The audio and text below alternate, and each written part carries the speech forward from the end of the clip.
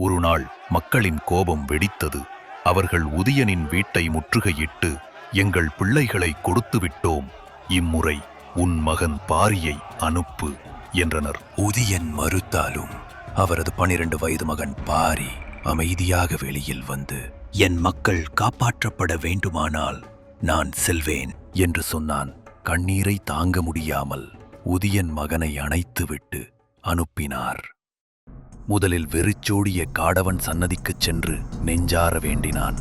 நான் உயிரோடு திரும்பினால் தயவு செய்து மீண்டும் எங்களை காப்பாற்றி வர வேண்டும் என்று கூறி வேல்புரத்தை விட்டு மக்கள் தனக்களித்த பலியாட்டோடு நடக்கத் துவங்கினான்.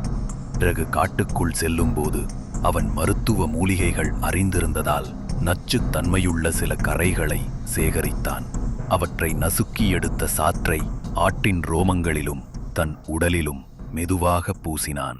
காக்கை காடூரியின் மடத்தில் அவன் சென்றபோது கொடூர உருவம் பசியுடன் வெளியே வந்தாள். ஆட்டை ஒரு மூச்சில் விழுங்கி பாரியனை நோக்கி நகர்ந்தாள். ஆனால் சில நொடிகளில் அவள் அலறத் தொடங்கினாள். உடல் நடுங்கி மெதுவாக தரையில் விழுந்து உயிரற்ற வடிவாகிக் கொண்டாள். ஆட்டில் பூசப்பட்ட நச்சு அவளை முடிவுக்கு கொண்டு சென்றது. இதை கண்ட பாரி அதிசயித்தாலும் நெஞ்சில் ஒரு நிம்மதியும் பெருமையும் ஏற்பட்டது. அவன் வேல்புரத்திற்கு திரும்பிய போது மக்கள் கண்ணீருடன் அவனை வரவேற்றனர். உதயன் மகனை இறுக பற்றிக் கொண்டு அழுதார். மகிழ்ச்சியால், நன்றியால், நிம்மதியால். அந்த இரவு வேல்புரத்தின் பழைய மரசன்னதியில் மீண்டும் பொன்னொளி இறங்கி வந்தது. காடவன் திரும்பி வந்து மக்களின் முன் அருள் புரிந்து, நீங்கள் தர்மத்தில் நிலைத்திருப்பீர்கள் என்றால் வேற்புரத்தை என்றும் காப்பேன் என்று வாழ்த்தினான். அந்நாள் முதல் காக்கை காடோரி போன்ற கொடுமைகள் வேல்புரத்தை எட்டவில்லை.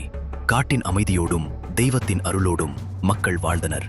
அப்படியே ஒரு சிறுவன் பாரி தனது புத்திசாலித்தனத்தாலும் தைரியத்தாலும் ஒரு முழு பழங்குடியை காப்பாற்றிய வேல்புரத்தின் வீரனாக வரலாற்றில் நிலைத்தான். இந்த கதை உங்களுக்கு பிடித்திருந்தால் லைக் பொத்தானை அழுத்தவும்.